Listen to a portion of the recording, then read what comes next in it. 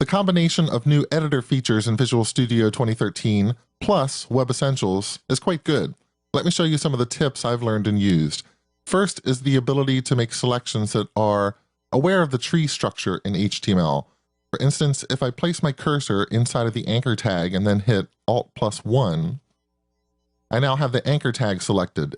And then if I hit Alt+1 again, it selects the list item that is a parent of that anchor tag, and Alt+1 again, it selects all the children of the unordered list. Alt+1 again, and I include the white space. Alt+1 is the unordered list is included. Now the div, now the nav, and every time I press Alt+1, we expand up the tree.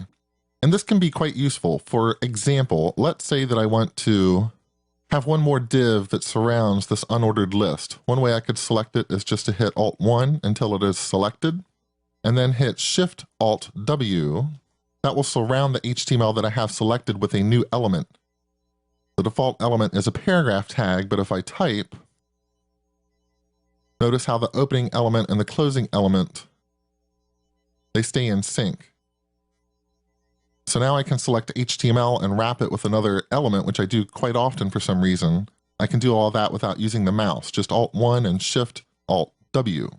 In addition to changing the HTML structure, the IntelliSense in 2013 is much better.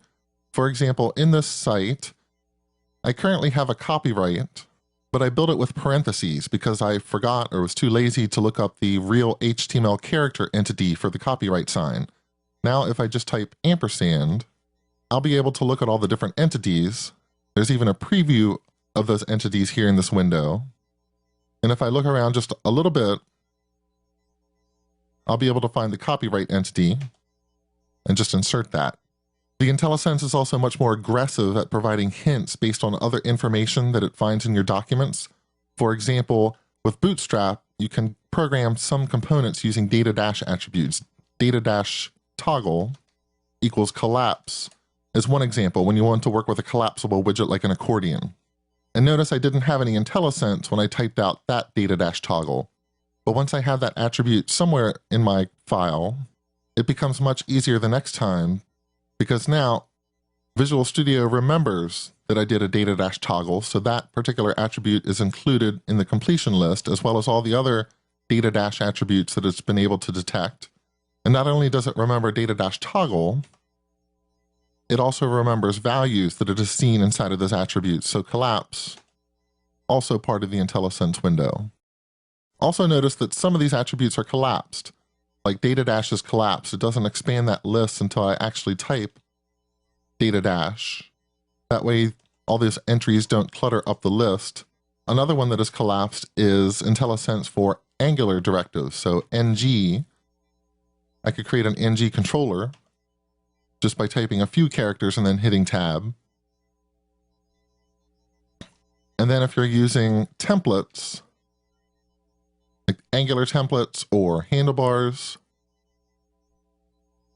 there's now some syntax highlighting for those templates.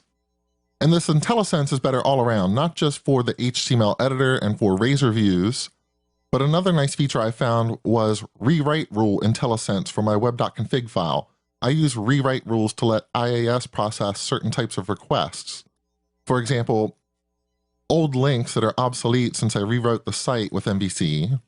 I don't want to support these links anymore, so I can capture them with a regular expression and short-circuit the request at the IIS level, in this case returning a 401 to say that this content has disappeared.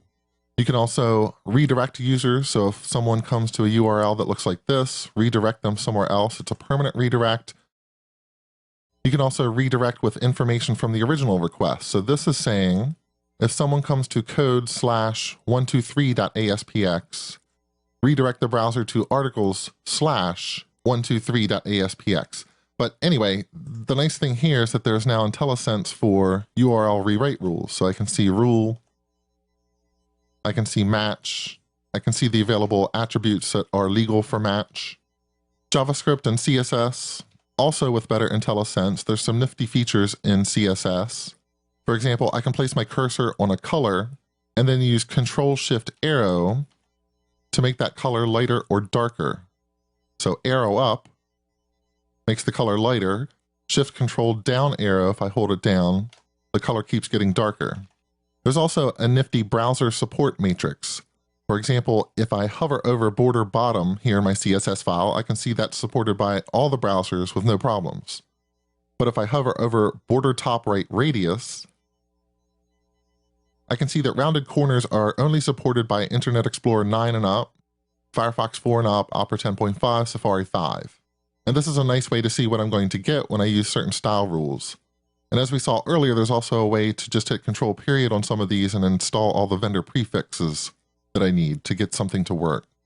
So the CSS editor, also much better, but some people have moved on from CSS into less or Sass. Let's take a look at the less support.